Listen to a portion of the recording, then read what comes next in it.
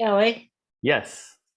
this is Barb down the hill, and I just Yep. wanted to alert you that I put a card on your car, and I'm afraid it might get wet if it rains. Oh, okay. Thank you so much. I'm gonna go pick it up right Sorry, after this. sorry to interrupt. Yes, all good. Okay. Well, welcome everybody. Thank you, Barb. Welcome everybody to She Talk.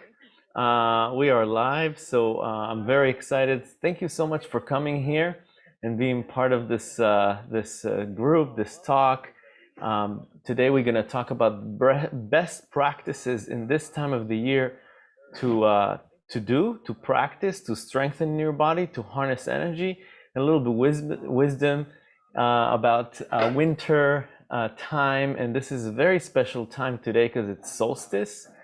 It's actually the darkest night, the darkest day of the year, and that has a lot of meaning in Taoist tradition, qigong, and there's a lot of mysticism around it. Not only in Taoism, also in all traditions and religion, Christmas time and in Jewish tradition. So this darkest time of the year is a very special time. So we're going to talk a little bit about it and see what's best to do to get the most out of this time. My name is Eli Cohen. I'm a medical qigong practitioner, energy healing coach. I've been doing this practice for many years, over 10 years, sharing wisdom from the Tao and movement practice of qigong and movement. And my style of qigong, what's special about it is really the connection between the mind and the body. Qigong is not just another form of movement practice. It's really an activation of mind, of intention, of your emotions, and really this is kind of like the blessing and the of this practice and the message of healing of this practice. So with no further ado, let's start with a little meditation so we're all on the same page. If you will, please close your eyes if you want to kind of go with us in this journey. Allow yourself to close your eyes and just feel your body inwardly. Sensing and connecting with the felt sense of your body as you sit here now. And as we come into the body, we usually start with the point of contact of the body with the earth. So feeling the feet touching on the floor, and the sit bones on the chair. So just allow yourself to feel gravity. Yeah, to feel the force of gravity pulling on your body. And we begin by starting to align our body with gravity. And the way we do that is that we're softening the belly, we're softening the legs, we're softening any shoulder tension. So you just go and scan and see where we are. And allow your body to soften and relax. So instead of holding yourself up, you're feeling like you're being held by the earth, by the chair beneath you. Allow yourself to sink into the chair, to soften into the chair and to the earth. And at the same time, allow your crown to be lifted up towards the ceiling and the sky, bringing a sense of uprightness and composure.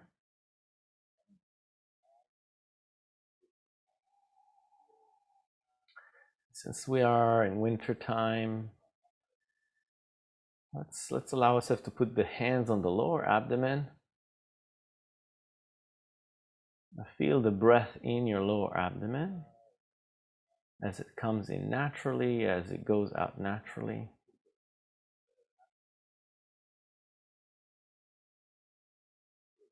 Is there any sense of the breath in this area?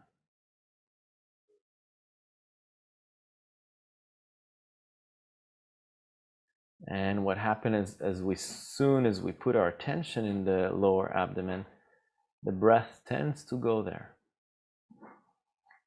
as the energy follows our attention.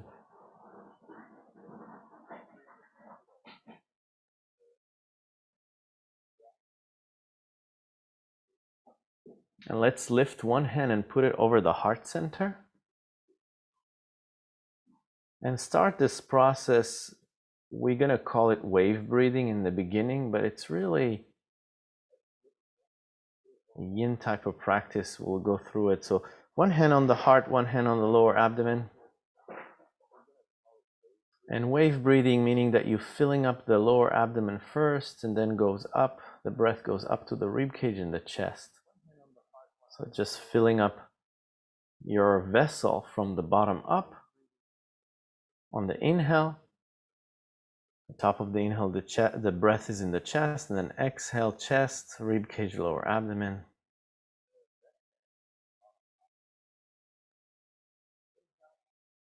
In qigong, this is an emotionally balancing breath.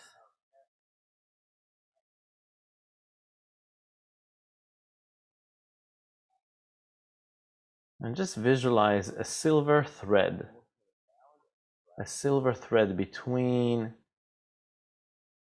the lower abdomen and the chest. So the silver thread is parallel to the spine inside of you.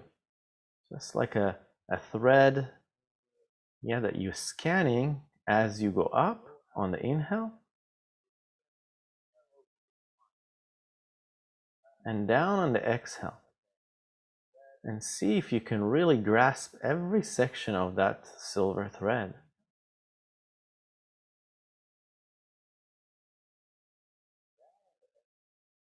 And allow yourself to extend that silver thread into the center of the brain. So you inhale, belly, chest, brain, center of the brain, and exhale, brain, chest, lower abdomen.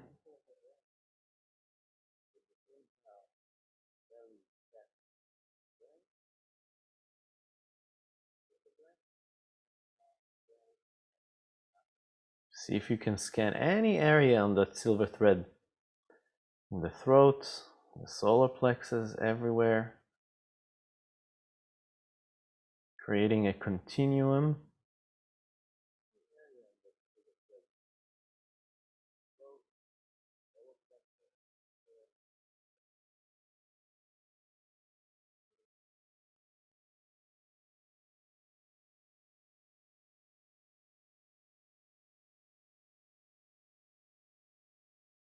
So this meditation is a yin type of meditation.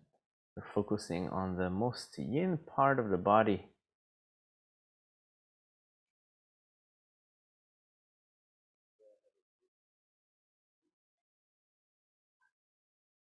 Nice, so let's bring both hands on the heart center.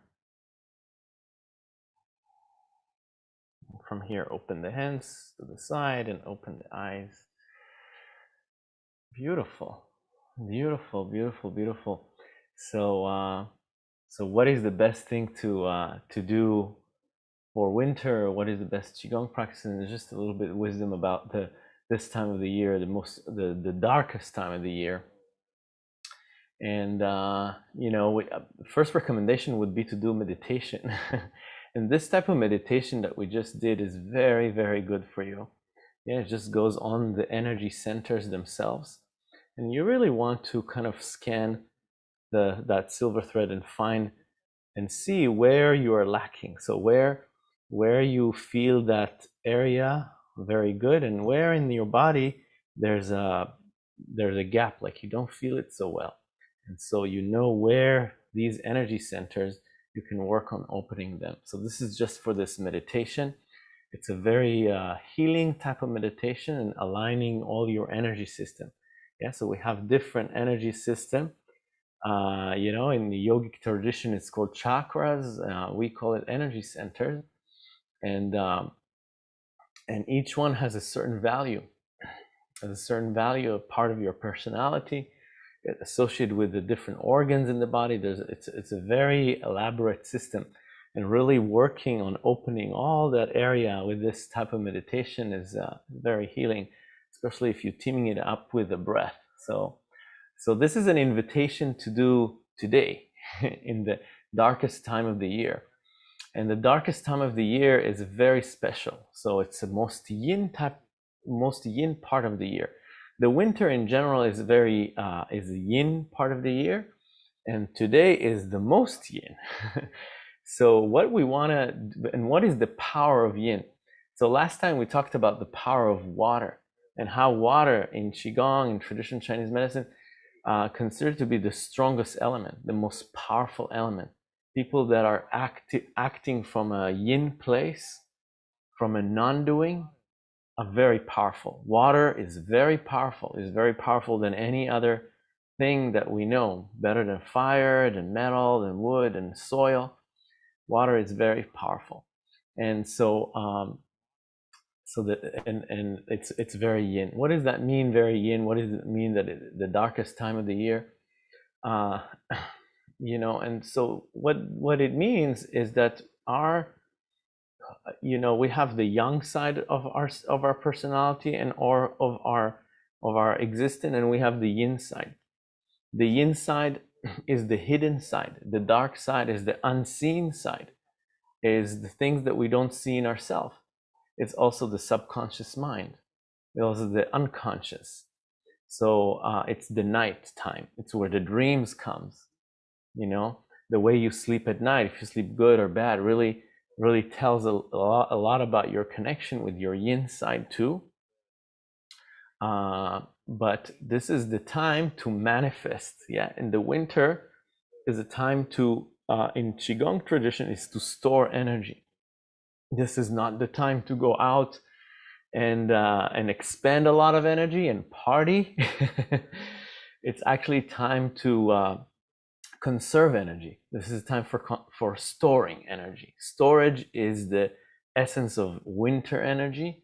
If you look outside, the trees, everything is storing energy. The animals are all in hibernation. It's a time to store energy. And where do we store energy? In the dantian, the lower. That's the area, the lower abdomen. That energy center is the area where we can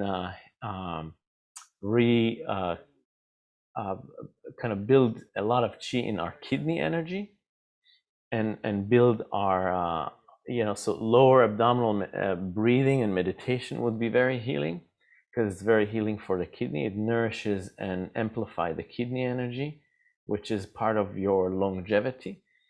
And the ability to heal fast is part of a kidney energy.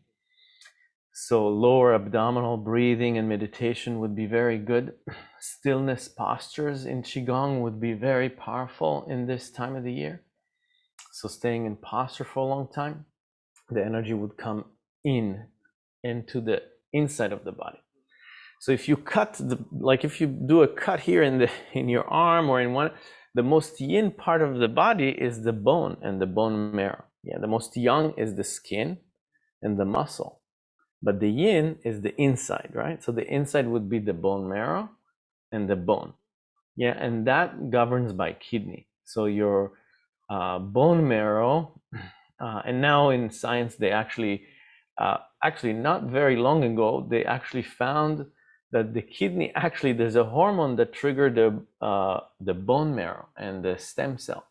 So that's very interesting that in Chinese medicine that is always talked about. And most recently they found that the kidney actually stimulate the bone marrow and the growth of a stem cell into immune cell and all that stuff. So what would it mean in terms of qigong and energy practices? It means that we more doing stillness practices. Standing practices are very good in qigong, and meditation. And what it means from a spiritual side, or from like what we talked about, the subconscious mind, it means that we want to, in this time of the year, that's the best time to pray. To pray and to focus on intention and visualization and what you want in life. It's a time to connect to our truth, to our dark side, to our fears, and to not and not too afraid to go there into our shadow side. Yeah, so the shadow side holds a lot of power, and we often are afraid from going into something in ourselves that we don't like, that we feel maybe ashamed of, or afraid, or and not confident. And that's the time to embrace it, to embrace the yin side, the shadow side. And from that, power arise. From that embracement, from that action, you can actually go out and find from the truth of who you are really, an embracement. You can actually go out, and in the spring, that's the time of growth and kind of like manifesting our visions for that we kind of worked on in the winter. And so so also a full moon time. So we say in qigong, full moon time is a good time for praying, for visualization, for dreaming about the future, for seeing yourself in a good health. Yeah. And so full moon is also a yin type of a day, but today is also, it's very close to a full moon. Full moon just happened a day or two ago, so it's still in the phase of full moon, which is about 6 days, 3 in and 3 after, and we are in the most yin time of the year, of the day, the most day, the whole 365 days, and that's the most yin day. So it's an invitation to practice meditation, to if you have a recording of a qigong class, to do qigong, to focus. We did it actually this morning in Good Morning Qigong, and we focused more on internal practices of like seeing yourself healed, seeing what you want in your life, and from a health perspective, from relationship perspective, from wealth, from whatever you want. Really, this is the time to do it. And the specialty about standing practice, about meditation, and in qigong, seated meditation is great, and in qigong we do a lot of standing meditation. And standing meditation tends to strengthen the inside of the body, the yin part of the body, so joint and bones. And there's a reason for that, and that's a whole workshop right there. But maybe we can do it. We actually did it before about how to strengthen bone.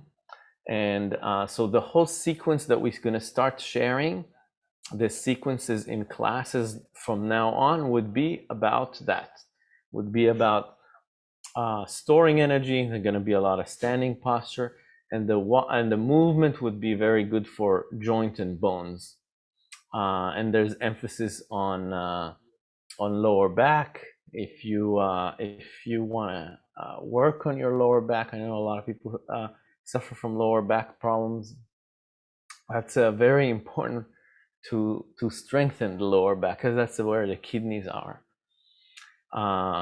So lower back issues would be related to kidney deficiency usually. So it's a time to embrace your shadow side, your fears of coming to a qigong class, maybe. So this is kind of a synopsis, a very quick chat and talk about qigong and the darkest time of the year, and connecting with our truth. Usually meditation or self-contemplation during this time of the year is very fruitful. Things come to you. I've experienced it much more than the summer. Yeah, the energy is conducive to sitting and contemplating, eating warm food, and spiritually you can connect with spirits, with it's very, very powerful. So that's what I suggest is dream, pray, pray, visualize, work on your truth, connect to what you're afraid of, and don't be afraid to go to where you don't want to go. And this is where we find the gems, usually outside of our comfort zone. So this is kind of more internal work. Yeah, internal is yin, external is yang. So we're doing more internal work during this time of the year. All right, I want to open it to because there's a big group here, so I can talk more, but I'd like to open it to just sharing or questions. Yes, Gail, go ahead. Good to see you here. Unmute yourself. Okay. I love what you have to say, especially about the fears, because our emotions actually can dominate or run us. And so we can ask the emotion, what do my fears say? And have that aspect of self speak to you. Now, quickly, during this time, this very fertile time of our year, there's a ritual, and you can write down that which you want to either release or bring to you on a 3-inch by 3-inch piece of paper. Sign it with your name. This is dear source or whatever you want to call it, and sign it. Sometimes I use a candle and I use my thumbprint as a way of initially acknowledging this is my desire, my intention, this is what I'm putting my attention on, whether I want to release or I want to increase, bring to me or let go of from me. And then you fold it in 4 parts, and each part speaks to air, earth, fire, and water. And then you bury it. You give it to the goddess, you give it to Mother Earth, and release it from self. And that speaks to the subconscious mind. And I hope that's helpful. Oh, beautiful. That's very helpful. Thank you so much for sharing this. This is a beautiful, beautiful practice. It's kind of a very shamanic practice, right? And very ritualistic. And yeah, this is beautiful to do something like that now and in the winter. So thank you, Gail. Thank you so much. Anybody else wants to say or ask something, to share and to inspire or to ask? Go ahead. We have more. All right. So I'm going to continue if nobody wants to talk. Oh, there's a chat box here. What do we say? Oh, yeah. Thank you, Gail. Yeah, Bart saying thank you, Gail. Yeah, I said that too. So, I have yeah. a question for Gail. Yeah. Gail, Yeah. can you do both on the same sheet of paper? Can you put down what you want to bring in and also what you want to release? Or That's conflicting for your subconscious mind, Claudia. Your subconscious mind, basically your unconscious, is the most potent part of you. And the subconscious is the messenger. So you want to give your subconscious the message that I am releasing this. And then you give it to the earth. There's fire rituals, there's water rituals, but this specifically during this time of darkness, you're giving it to the earth, which is the dark, the unconscious, and you're giving it to that source to release it from self. Now, to bring it to you is a completely different process. That too you can bury, and you can bury it with maybe you can make a sigil or perhaps something that speaks to you, Claudia, like for you, feathers, because you want to fly. And so maybe you put a feather in there and you say, I want to fly with this intention, and I would like the goddess or the source to help me receive it. And that's what you bury and give to Mother Earth. Is that helpful? Yeah, very helpful. Thank you. Yeah, this is beautiful, beautiful. Thank you, Gail, for this powerful. Yeah, Peter, go ahead. Peter, welcome. Thank you. Hi. Question I have for you is I totally understand what you're saying about this is a very, very yin time. And I'd like to get your opinion on if we bring in, you brought in the chakras, but I want to bring in from the yogic philosophy, the doshas.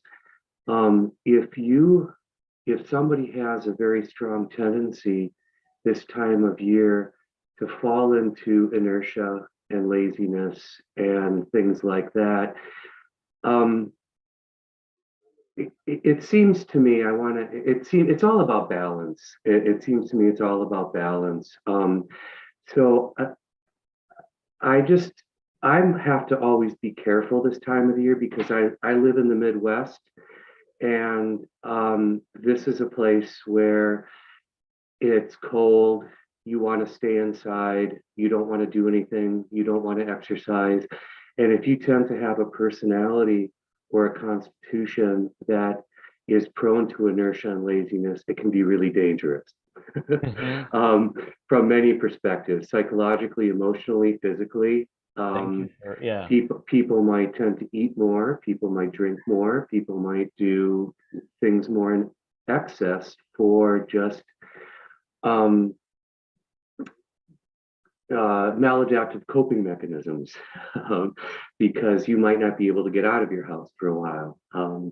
So can you just respond to that? I mean, Yeah. I do understand it's very much a yin type of year, but I think some of us, me personally, I need to be careful this time of year that I don't become too yin. Yeah, for sure.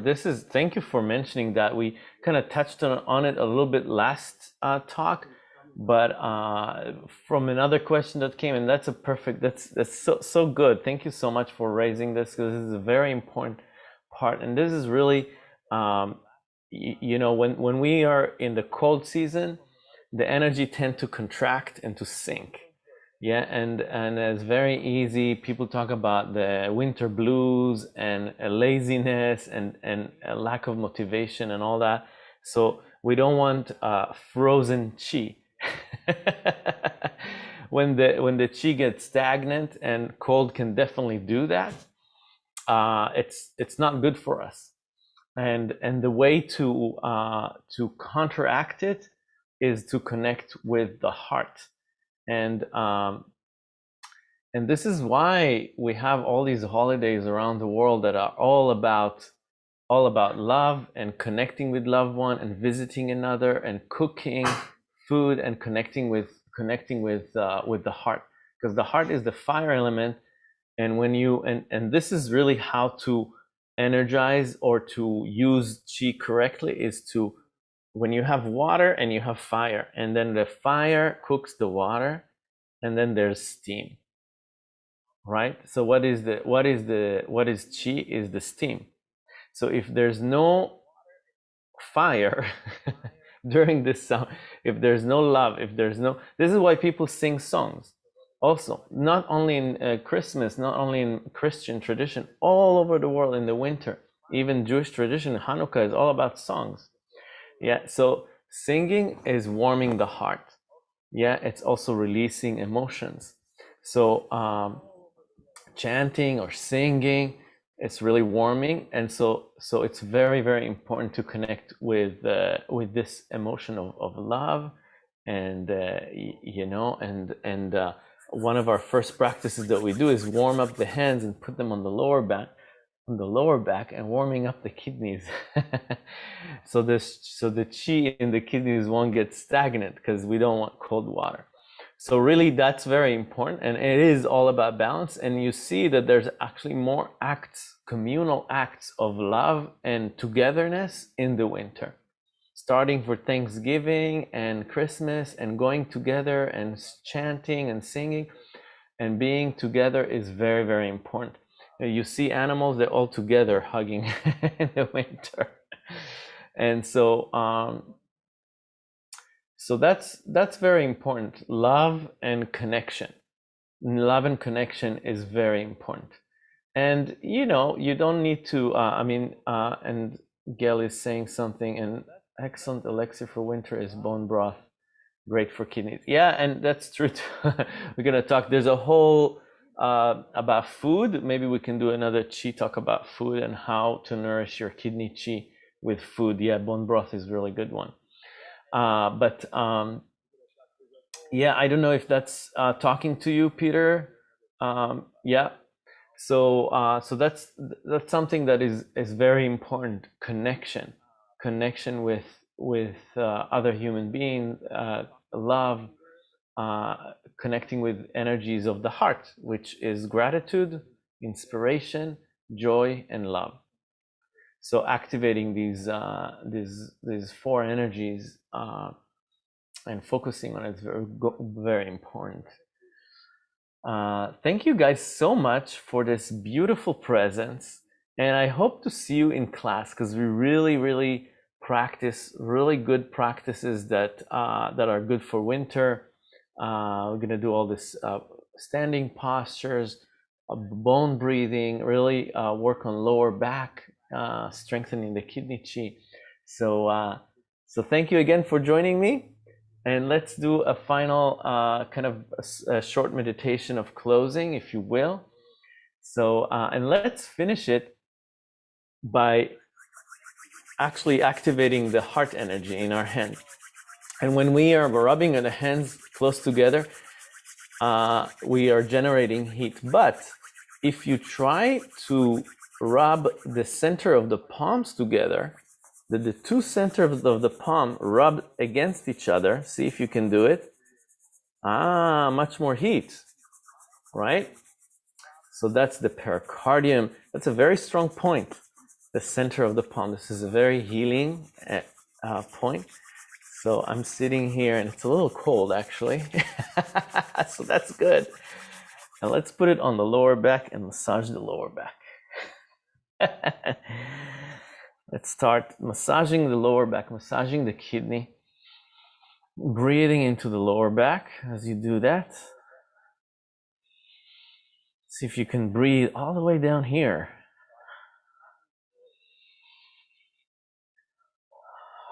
This is good. You can do qigong while sitting.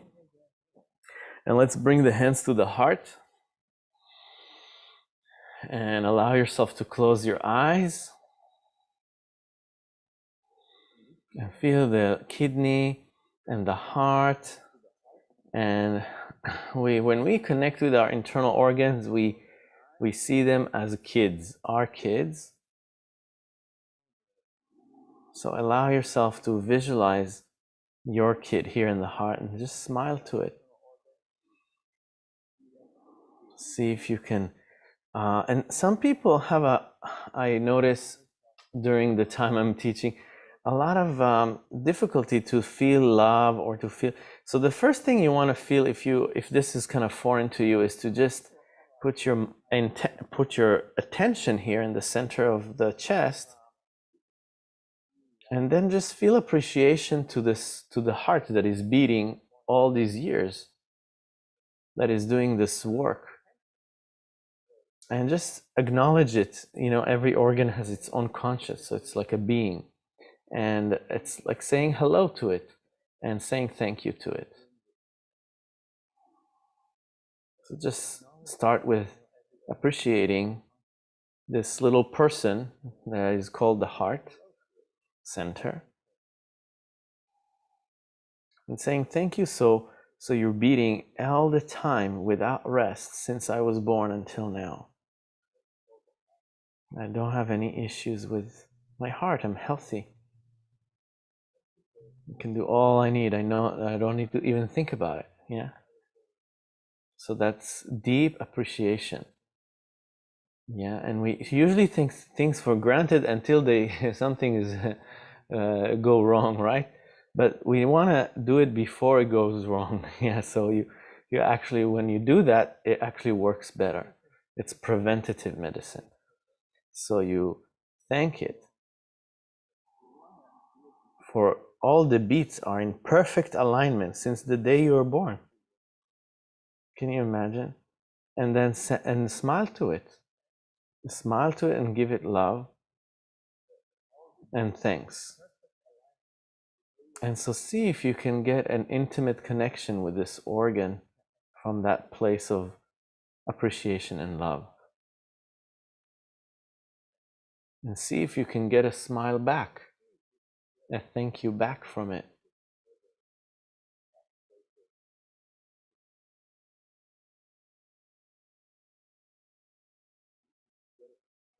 Or whatever else you feel when you put your mind here with love, attention, and gratitude. Yeah?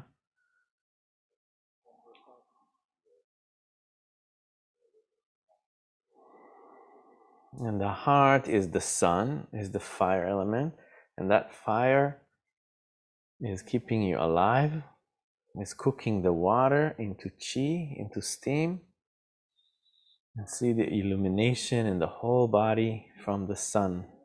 Yeah, the sun. Feel the energy of the heart, strong and vibrant, happy and radiant. Visualize a strong heart and happy heart.